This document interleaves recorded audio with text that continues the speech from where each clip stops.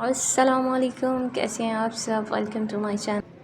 بلوچستان میں پیش آیا بہت ہی خوفناک اور دل خراش واقعہ جس پر پوری قوم شرمندہ ہے، اور آپ کو بتاؤں کہ کسی دوسرے پر کیا گیا کوئی بھی تشدد غیرت نہیں کہلاتا۔ کسی انسان کو صرف اس لیے مار دینا کہ وہ آپ کے آبا و اجداد کے بنائے اصولوں سے ہٹ گیا، یہ کوئی غیرت ہے؟ کوئی انسان کسی اور کی غیرت کا بوجھ نہیں اٹھاتا۔ یہ بوجھ صرف ایک جھوٹ ہے جو نسل در نسل عدم تحفظ اور کنٹرول کے جذبے کے تحت منتقل ہوتا چلا آ رہا ہے۔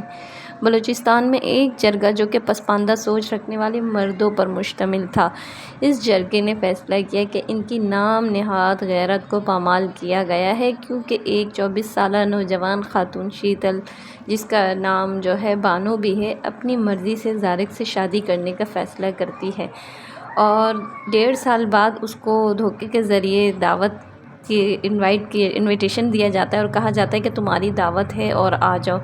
انہوں نے طے کر لیا تھا کہ اس کا قتل کرنا ضروری ہے۔ شیتل اعتماد کے ساتھ نڈر ہو کر ان وحشیوں کے سامنے آئی اور کہا، اگر میری موت سے تمہیں سکون ملتا ہے تو مجھے گولی مار دو، لیکن صرف گولی مارو، میں تمہیں اجازت نہیں دیتی کہ میرے جسم کی بے حرمتی کرو۔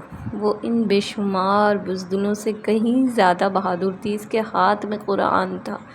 جنہوں نے بندوق اس کے چہرے پر تان رکھی تھی، بعد میں انہوں نے زارق کو بھی قتل کر دیا۔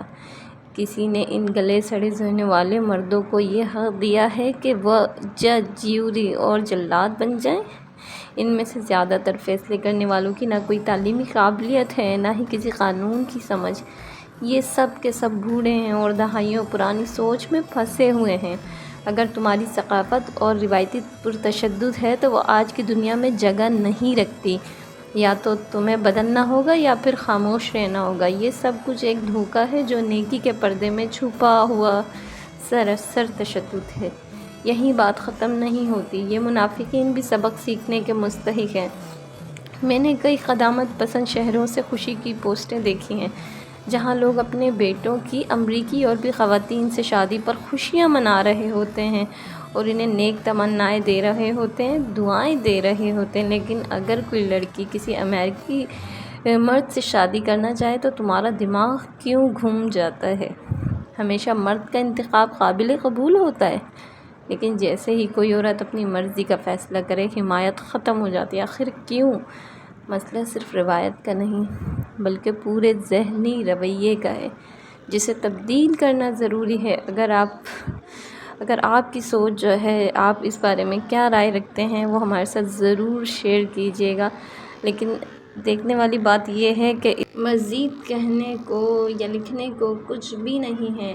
وہاں لکھا بھی کیا جا سکتا ہے جہاں اس قتل کو جسٹیفائی کرنے والے موجود ہوں، جہاں کورٹ میں گھر، گھر میں سسرال، سسرال میں جا کر راضی نامے کے بہانے اپنی ہی بچیوں کو، چاہے نوبیاہتا ہوں، پریگننٹ ہوں یا بچوں والی ہوں، بھون دیا جاتا ہے، صرف اس ایک جرم پر کہ اس نے من پسند انسان سے نکاح کیا ہے۔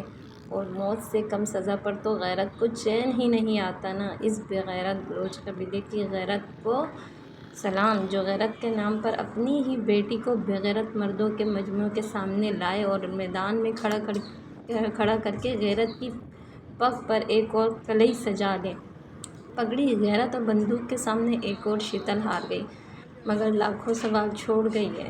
بِأَيِّ ذَنبٍ قُتِلَتْ، کہ کس گناہ پر ماری گئی تھی۔ آپ لوگ اس بارے میں کیا رائے رکھتے ہیں؟ اپنی رائے کامنٹس میں ضرور شیئر کیجیے۔ اس ویڈیو کو زیادہ سے زیادہ شیئر کیجیے تاکہ اس لڑکی کے ساتھ انصاف ہو سکے اور جن لوگوں نے یہ گناہ کیا ہے ان کو سزا دلوائی جائے اور ان کو کفارہ کردار تک پہنچایا جا سکے، تاکہ پھر کبھی اس جرم کی پاداش میں کسی بے گناہ کا قتل نہ ہو، کسی بے گناہ کا خون نہ بہے۔